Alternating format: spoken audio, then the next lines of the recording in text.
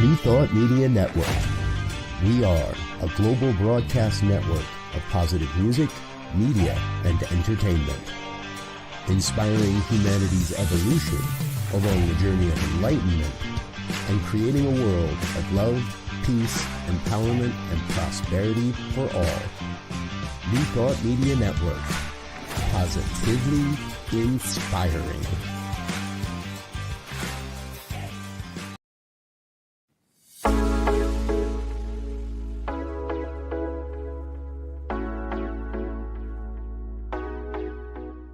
What if the person you think you are is just a fraction of who you truly are? What if years of conditioning and surviving in a challenging world have left you clinging to strategies and beliefs that mask your truest nature? I'm Catherine Duca, psychotherapist and self-esteem coach, and you're listening to Who Do You Think You Are? A show that looks beneath our psychological masks and uncovers our profoundly messy, beautiful, brilliant, tender-hearted essence. Join me as we go in search of the hidden power of our true selves. I'm so glad you're here.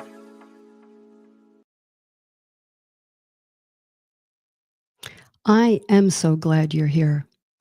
I really am. You know, your earbuds are very precious, and it's an honor to be coming through them right now. If you were with me last week and you're back, I so appreciate it. If you're joining for the very first time, welcome to Who Do You Think You Are? I'm your host, Catherine Duca. I've been practicing psychotherapy and practicing as a self-esteem coach for a really long time, a good number of years, 3 decades. And it's my pleasure and my honor to bring you the heart of my work. For those of you who, again, may just be joining, the message of this show, Who Do You Think You Are, is the notion that who you think you are isn't necessarily who you truly are. And I believe that who you and we truly are is infinitely more magnificent than you think. So on this show, we go in search of our magnificence. Welcome.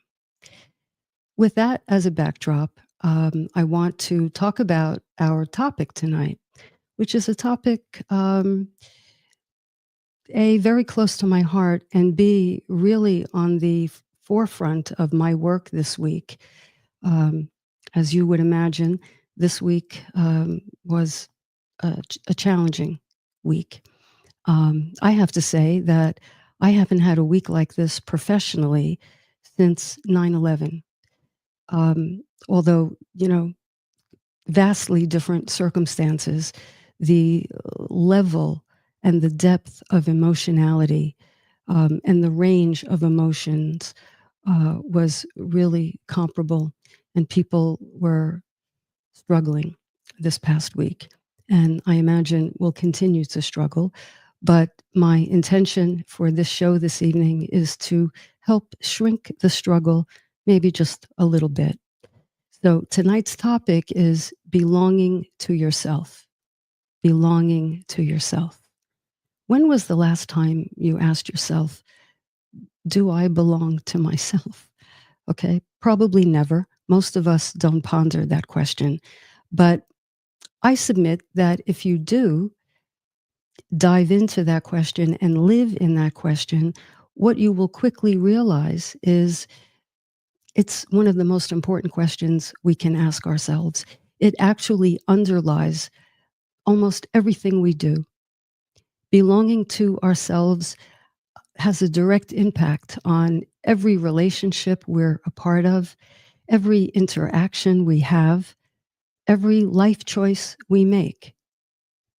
It is really so basic and fundamental to how we navigate this life that I had to talk about it tonight. So let's dive in. I'm going to begin with a question that I received from a listener this week. And usually I save the questions for after the break, but I'm going to start with this question. I think you'll see why. So from Stephanie. Hi, Catherine. I'm finding it so hard to connect with anything empowering these days. I can't locate my strength or my resolve. I recall that one of your listeners said last week that she felt untethered. I didn't realize it then, but that's exactly how I'm feeling. That's exactly how I'm feeling. I don't know what or whom to count on. I feel like I'm lost in space. You can just hear the emotionality behind that comment, right? What I want to say, I've actually gotten a number of questions this week. What should I do? How should I cope? How do I get, how do I get the election off my mind? How do I get other painful circumstances out of my mind? I find myself ruminating. Well, my answer to that right off the bat, and you may not like this initially, but hang in there with me. I don't know. I don't know what any individual should necessarily do in their minds to help them cope. But I do know this. It's more about inquiry, getting through, as Stephanie is asking, getting through questions like this, getting through this time really is less about an answer. We all want answers, right? But they are really few and far between because it's really more about inquiry and what I like to call living in the question. So if the question tonight is, how do I belong to myself? That's where we have to lean in. What is the meaning behind this question? So much of what many of us are dealing with, and again, yes, the election, but so many things, because this is not a new phenomenon. What do I do with the pain in the world? What do I do with the pain perhaps in my own life or the lives of people I care about? The question behind the question there, if you really listen, has to do with uncertainty. Uncertainty. And I submit to you, I get this from my clients, really. I learned this. The number one problem that people struggle with most often is, how do I deal with that which I don't know? I don't know what's coming down the pike. I don't know. I'm uncertain. So I'm going to speak tonight somewhat generically to specific questions, but I want to provide a framework within which to begin this inquiry of, how do I belong to myself? Now, if you've never pondered that question, I bet you know what it's like not to belong to yourself. Even if you never quite put it in those terms, what's it like not to belong to yourself? Well, isn't it like you're very aware of other people's expectations and other people's judgments, and you sort of play to an audience, and you look to other people to reassure you for things that are going on within yourself. So not belonging to yourself is being off kilter, off your axis of what you know to be true about yourself. So I'm hoping with our time together, we can get closer to getting back onto this axis. So, we live in a world that does not support our being our true selves. I think the world as it exists now is rather inhospitable to showing up as our true selves. When was the last time someone asked you, how do you really feel about thus and so? What's really going on with you? Don't you think we live in a culture that glorifies being upbeat and, rising above or moving on to the next thing or striving for the next goal or acquisition? on and on and on. We don't really ask one another, and I don't think we ask ourselves enough, what is really going on with me at the deepest level? So, by the way, forgive me if you hear shuffling and hear me switching devices. I've got a lot to say tonight, and I want to be sure I don't miss anything. So, let's go back to uncertainty, because belonging to ourselves really means when we are swimming in a sea of uncertainty and we can't touch the sides, and it's like being in the ocean, you know, what do we do? What do we do? Well, if we're in a body of water, you know, we have to learn how to tread water. We have to learn how to float, which is to say, we have to learn how to stay awake. The easiest thing to do when we're up against adversity is to anesthetize the discomfort, numb out, you know, very common. Drink something, buy something, eat something, uh, scroll to no end. We literally numb our minds. Now, some of that, some of the time, of course, is not an issue. It's not a problem, but it's a matter of degree. So in the ocean of uncertainty, when we can't touch the sides, how do we stay afloat? How do we stay above water? Well, number one, we have to take notice, I believe. We have to kind of take the aerial view and notice what we're doing. Are we numbing out? Are we going so deep into anxiety that we can't help futurizing or ruminating? We're so in our heads, right?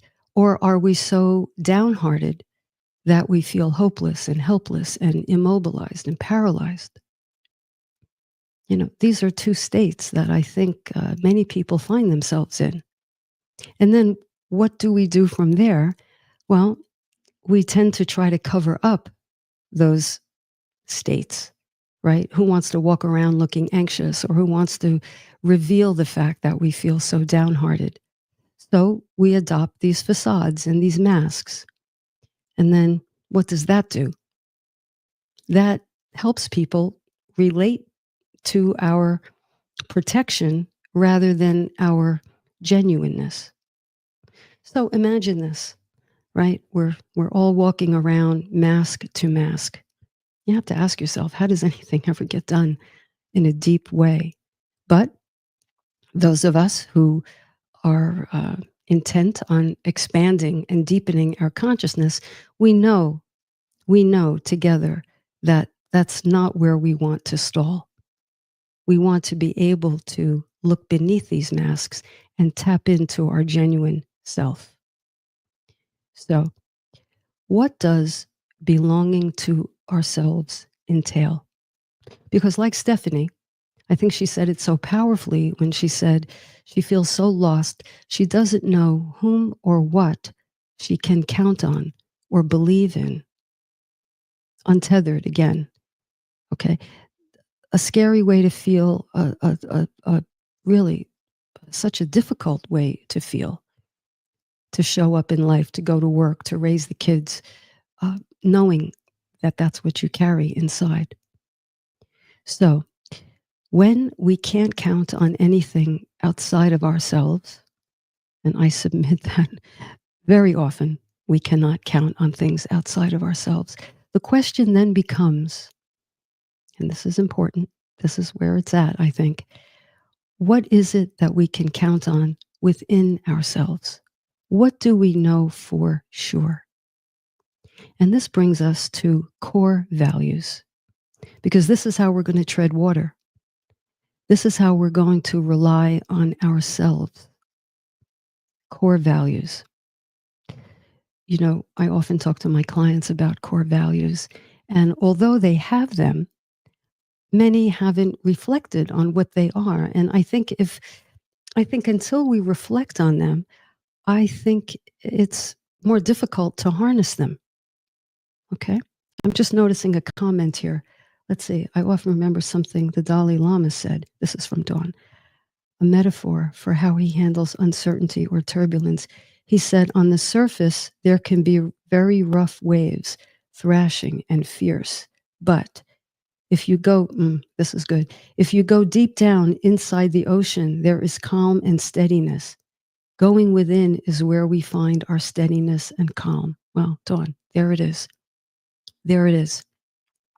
If we're looking for the steadiness outside of ourselves, if we rail against the unsteadiness and protest relentlessly and are in non-acceptance of that which we are railing against, we're going to remain in a chaotic state. Now, this is not to say at all that it is not incumbent upon us to evaluate things and weigh in on those things. And each of us has a voice, and each of us has the right to express our voice. But what I'm saying is, we will find our truest voice if we go, as Dawn and the Dalai Lama are telling us tonight, go below the surface, tap into ourselves. And what are we but our core beliefs, right? So to be aware of what they are, and I'm going to mention a few, there are many, but I'll talk about a few, to harness our core beliefs and to understand where they come from, where they come from. They come from family. They come from things we've gleaned from society. But they also come from something much larger and much more enduring than our time here on earth. So, core values. Here are a few: integrity, compassion, kindness, empathy, humility, curiosity, loyalty, honesty, love. I'll read them again quickly: integrity, compassion, kindness, empathy, curiosity, loyalty, honesty, humility, love. These are core values, intrinsic to who we are. And the most striking thing about them, and what I hope to convey tonight, is no one gave us these values. You know, we didn't earn them. We didn't win them in the lottery. No one bestowed them upon us. And therefore, here's the good news, no one can take them from us. So when we're floating in this big ocean known as uncertainty, what is going to help us from sinking and help us stay awake is conscious knowledge that we embody these core values. That's step one. Okay. Step two is, from this helicopter view, this aerial view, we want to make sure that we are living as much as we can in alignment with those core values. Here's where we ask ourselves, is there a disconnect between what I say I believe, what I profess to believe, even what I hold dear, and the way I'm behaving or the way I'm showing up? Because if there's a disconnect in that gap, we're going to take on water, okay? And we might even become submerged. So we want to be in alignment as much as we can. So let's take, for example, let's take honesty, okay? Let's say you know that you uphold honesty, you believe in it, you cherish it, you see yourself as an honest person. But from 30,000 feet, you notice here and there that you tell lies. Maybe you tell white lies and you justify it, no big deal. Maybe you withhold your true feelings in conversations that you perceive to be conflict laden. And so you want to avoid those feelings. So you either turn them off so that you're not even aware of them, or you edit them and project a different meaning or different image entirely. That is a form of being dishonest. You're being dishonest with yourself. You're being dishonest with the other person. Now, this, of course, is not to say, for everything, there's every action and equal, an opposite reaction. This is not to say that anybody should be blunt and harsh and insensitive with their honesty. I'm not talking about that. Of course, we should be sensitive and we should be tactful. But I think the more we are truthful with ourselves and can admit these truths to ourselves, and then go in and understand why we feel the way we feel, then I think we show up more aligned with this core value of honesty, right? So just take a moment, digest that, if you will, because this pertains to all of the core values. I've said it each time we've gotten together that we are spiritual beings having a human experience. And in our spiritual beliefs, we know how we want to be. We know how we want to live. But in our human experience, because of hurts, because of disappointments, because of traumas, because of, anxiety and fear and insecurities, we put on layers and layers and layers of defense mechanisms and pretense, not because we're bad, nothing of the sort, but because we're just trying to make our way. And guess what? Everybody else is trying to make theirs as well. Okay? So when we talk about anchoring ourselves in something that we can count on, Stephanie, I hope you're listening. Okay, because this might be helpful. I hope it is. What you can count on is yourself, as long as you mine your core values. That way, when the wind blows in and the category 5s hit, you will still be standing. You will still be standing because you know who you are. And let me tell you something. Once you know who you are and you get used to living from that place more and more and more, because it's not a one and done, it's a matter of deepening and expanding. But as you do that, let me tell you, that becomes an acquired taste. That becomes something you don't want to live without. And a life of pretense, or as I call it, chameleonizing, giving your power away, abdicating your strength, that becomes actually much less appetizing. And instead, what becomes infinitely more attractive to you is the way you feel on the inside when you are integrated, when your actions are integrated with your highest beliefs. And let me tell you, nobody can touch you. And it simply feels good. So, digest. I just want to glance over here. I think Dawn has a few things to say. Dawn, you're going to have to be a guest. We are anticipating a great deal of chaos and turbulence. I've had periods of time like that in my life. And now, in this moment in time and history, I expect more to come. Yes. But I want to bring myself into what I experience and how I cope with it. Conscious choice of who do I want to be in my life and in the world, and what are the values I believe in that are part of the creation and mandating of that self alignment. Yes, that's it. Well, Dawn, you said a mouthful there, didn't you? Conscious choice of who do I want to be. Here's where I talk about autopilot. So many of us, right? We're busy. We're busy. We're preoccupied, just with the logistics of life. And we don't stop to realize that, what's that expression? We're the dog who's wagging the tail. Sometimes we feel like we're the tail being wagged.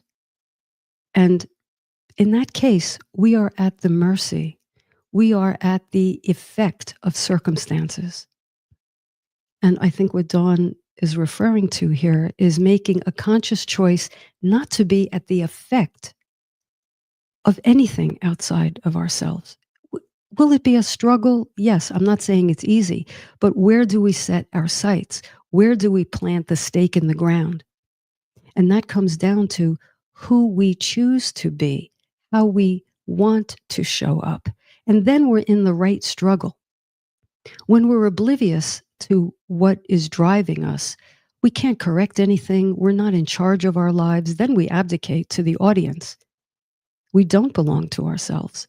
But when we consciously own how we want to show up, we are not oblivious. We are in the right struggle. So even if we vacillate or we go outside of the struggle for a bit, we know we have a place to come back to. We know we can return to love. A very good book, by the way, Marianne Williamson, We Return to Love. But we can return to our essence. Our essence is our power. No one is coming to save us. I say this all the time. No one is coming to rescue us. If there's a monster under the bed, we cannot hide our eyes. We have to remove our hands, look under the bed, confront that illusion ourselves and say, I've got this. I'm not going to wait for you or you or you to save me or reassure me. I'm going to reassure myself because I have the power of my values inside of myself. Okay, let's take a break. Let's ponder this a little bit. When we come back, I'll answer another question or two. You are listening to Who Do You Think You Are on this fabulous network, New Thought Media. We'll be right back.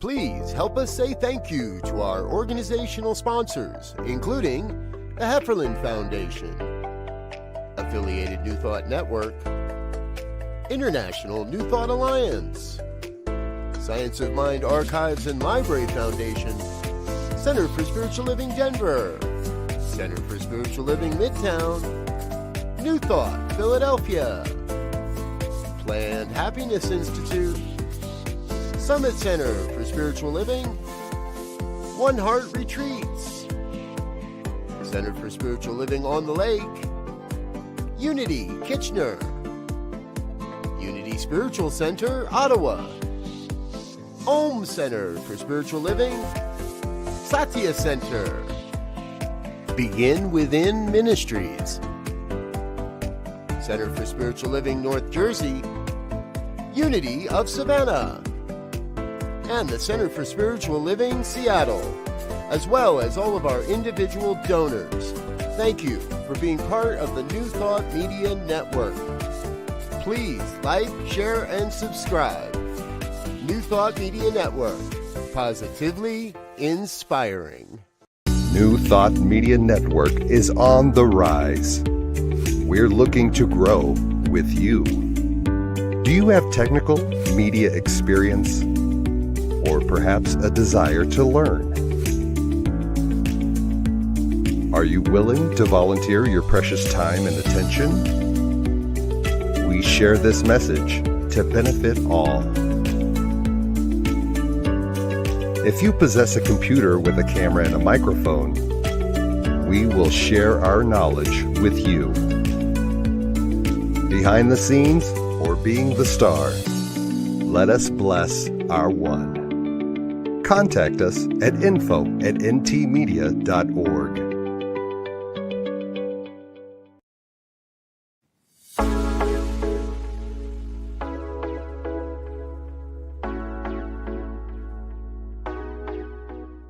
What if the person you think you are is just a fraction of who you truly are?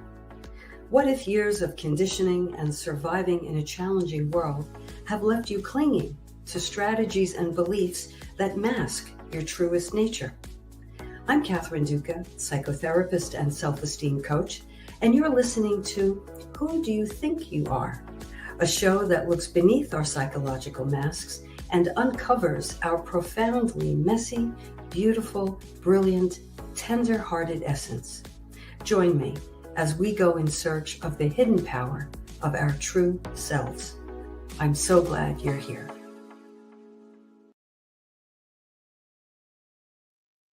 Welcome back. I'm Catherine Duca, host of Who Do You Think You Are? And we've been talking about the all-important topic of belonging to ourselves. So I think we had a lot of information there, and during the break, I know you were digesting. And now I want to turn to another question that came in. And let's see if I can find it here. Okay. And as I read this question, you can see if it's something you've thought about before. Okay. After a lifetime of only feeling happy when others around you are happy, how do you learn to stop prioritizing others and focus on yourself? Again, after a lifetime of only feeling happy when others around you are happy, how do you learn to prioritize others and finally focus on yourself? Well, thank you very much for that question. How do you prioritize yourself? Well, that sounds a little bit like the hallmark of a people pleaser. And I can say I am a recovering people pleaser myself. I have to remind myself every day to stay true to my anchor. So here's the thing that we people pleasers need to do. This is rule number one. It's a challenge, but it's an invitation at the same time. We have to dare to have other people displeased with us. People pleaser. We have to dare. This is what cuts it. We have to dare to have another person displeased with us. And displeased is a kind of a big tent. That means disagree with us, or be irritated with us, or angry with us, or come at us, or probably worst of all, right? This is the thing most of us fear, getting rejected. We have to, okay, this is difficult, but you're swimming in the ocean, you can't touch the sides, you have to float, you have to stay awake, you have to stay awake to your truth. That's the thing. You have to risk other people's displeasure. There's no other way around it. Because think about it. What we people pleasers do is we hold on to people, maintain their good graces, have them approve of us by abandoning ourselves. Think about that. That's what we're doing, whether we realize it or not. We're holding on to people, keeping them close to us by manipulating the reality and having the person believe that we believe or we agree with them.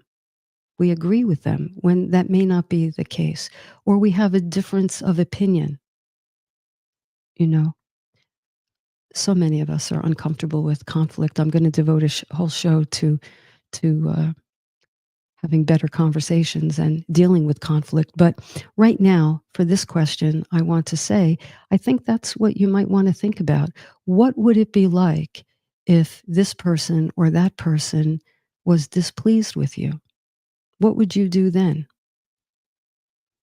Well, I submit to you for your highest consideration that after a momentary pinch and sadness, and maybe even some grief, okay, I'm not saying it's small, but I submit that you will be okay.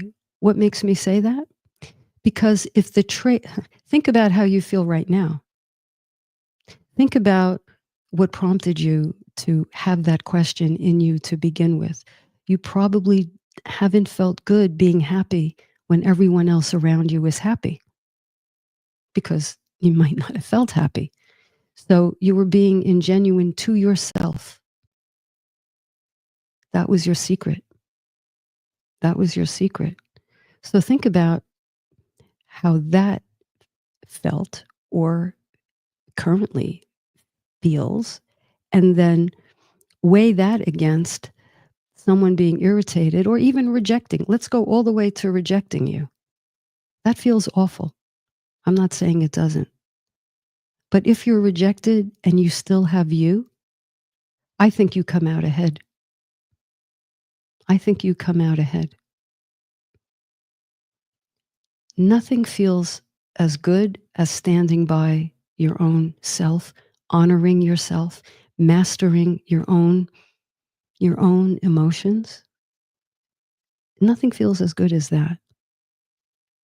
And I think nothing feels as distasteful as abdicating yourself, not having your own back, not being able to count on your own self. I think that feels worse. So, to the person who wrote this, if you're listening, I hope you can take that in, and maybe you'll let me know at some future point how that is. We people pleasers have to dare to be ourselves, and we have to risk rocking that boat. And you know what? Here's the kicker. Sometimes we get rejected, no doubt about it, but sometimes we don't. I have to say, sincerely, some of the standout interactions I've had in my life began with me disagreeing with the person. Not harshly, but disagreeing. And for me, it was an experiment. And I'm not saying I wasn't nervous. I was. But I found that, I said, here's how I see it. How do you see it? Let's see how close or far apart we are from each other. That creates space. Agreement is no space, especially if it's an agreement that's not really truthful. That doesn't create any space between you and the other person. And the space I'm referring to is the space where you can mix it up with another person. You can exchange ideas. You can have a spirited debate. As I said last week, I got together with an acquaintance who voted the other way. Our minds were not changed in the slightest, but we had a respectful conversation, and that wasn't nothing. So election, no election, in our lives, I invite you to take this possibility with you, that in the disagreement, there is a portal where you and the other person can actually find common ground. And if not common ground, respect each other's individuality. So I thank you so much for that question. I really appreciate it. I'm seeing something in the chat. I have to move out of camera. We show them the self we know they want. Yes, not necessarily the self that's really who we are. So we betray ourselves to please them. We abandon ourselves in the process. Patricia, exactly. Exactly. That's what I mean. And then you know what that does? It even goes beyond what you've so correctly written, Patricia. What happens is we continue to delude ourselves that we are only worth loving or only worth being in relationship with if we hand out agreement. The more we do that sort of thing, the more we reinforce and believe that notion. That's our ticket to intimacy. That's our ticket to acceptance and approval. Chameleonizing. It's very thin. It's very ungratifying. It doesn't taste good when you think about it. So Trish, we show them, you're right, we show them what we think they want, not necessarily who we really are. And so this is exactly what the title of the show is all about. Who do we think we are? If we don't examine it, we just maintain the superficial, what's that word? Mary Poppins. Superficial, calidocious. I can't remember. Somebody will tell me. We maintain that illusion and we never step into the still waters, the calm waters of our personal truth. So, Dawn, we betray or abandon ourselves out of needing to get our needs met for love, belonging, validation. So I believe self-compassion is called for. Right. We don't abandon ourselves for the sport of it, do we? We abandon ourselves because we're so hungry. We so long for approval and community. We were just talked out of our true selves long ago. So we've adopted this way of being. It's a way of being. It's not who we are. It is a way of being. So think about this. We don't want anyone else to abandon us here or there. But in exchange for that, we may very well abandon ourselves day to day, hour to hour, decade after decade. How does that feel? So another core value is courage. Courage. What is courage? Courage is the willingness to take a risk. It doesn't have to be off the high dive, okay? But it could be in the low end. It's the courage to experiment. Because from that aerial view, you look at what you're doing, if you're doing any of this, and you make a decision and you say, I choose powerfully to live in my authenticity. And you do it by little experiments. And you experiment perhaps with people that you feel safe with. Again, no high dive. I would never advocate that. But little by little. And as you do it once, as you do it twice, and the sky doesn't fall in, and you either handle the rejection that you feared, or you don't get rejected at all, you actually experience more closeness with that person. Okay, that's the irony here. The more you do that, the more that becomes incorporated into the fabric of your being. And the fabric of your being creates that safety net I talked about in the first show. The safety net, the internal safety net. And the more you do it, the tighter the net gets. And then you don't have to fear much at all.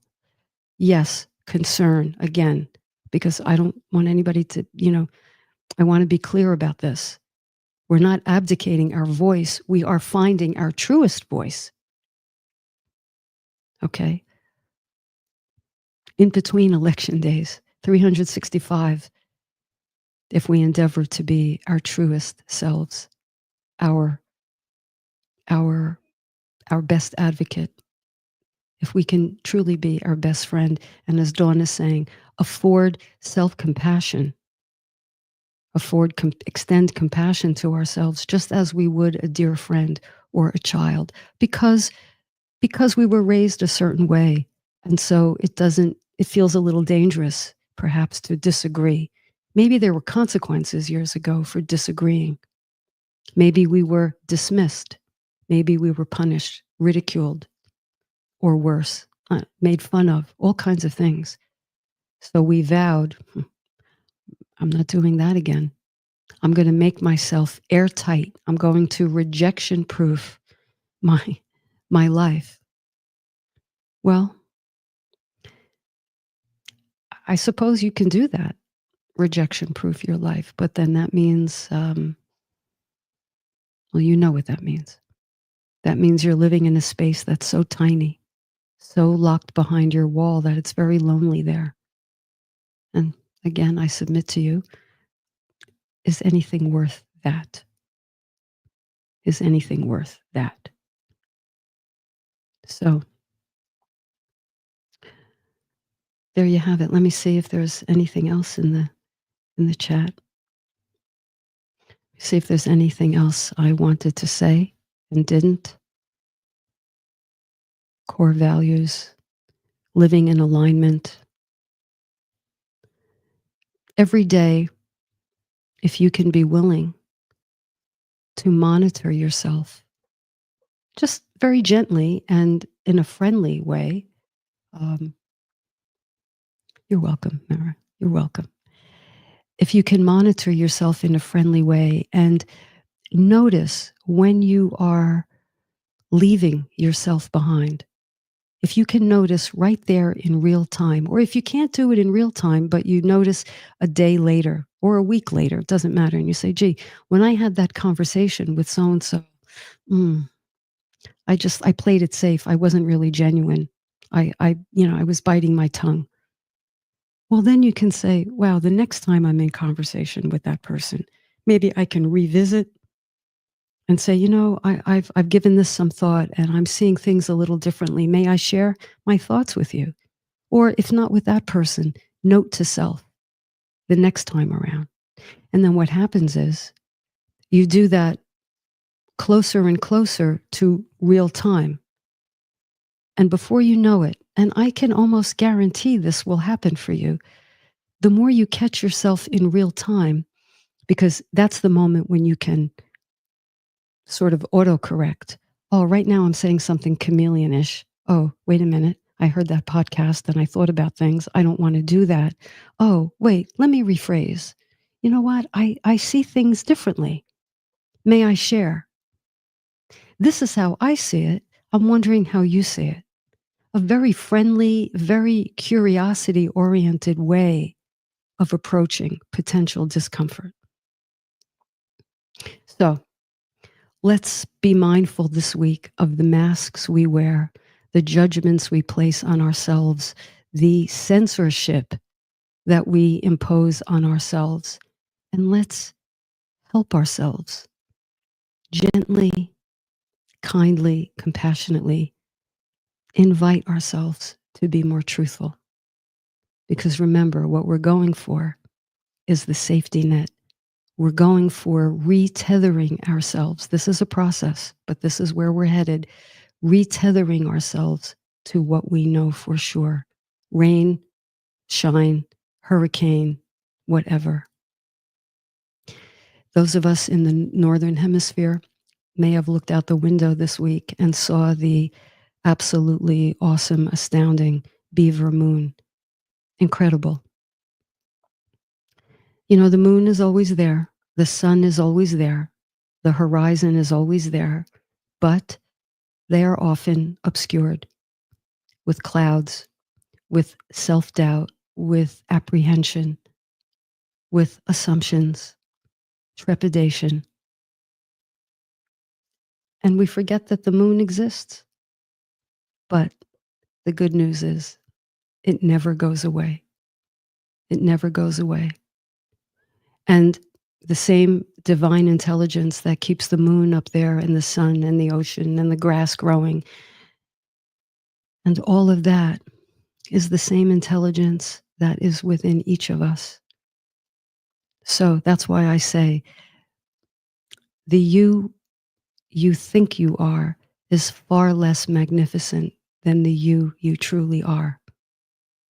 So thank you for listening. I hope this conversation has encouraged you, perhaps even ushered you to make some experiments this week.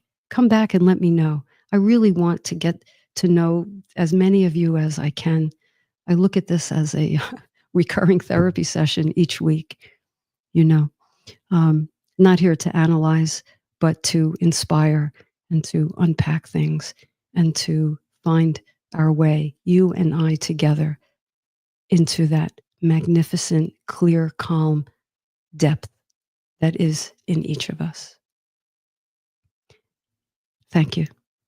Thank you for visiting. Drift off to sleep tonight peacefully. You deserve a good night's sleep. Whatever is keeping you up will be there tomorrow. For tonight, just know that you've got everything inside of you, and it's beautiful, and it's lovable, and it's magnificent, and so does everyone else, by the way. So does everyone else. So drift off. Sweet dreams. I would love to meet you back here next week at the same time. You're listening to Who Do You Think You Are on this wonderful network, New Thought Media. Till next week. Good night.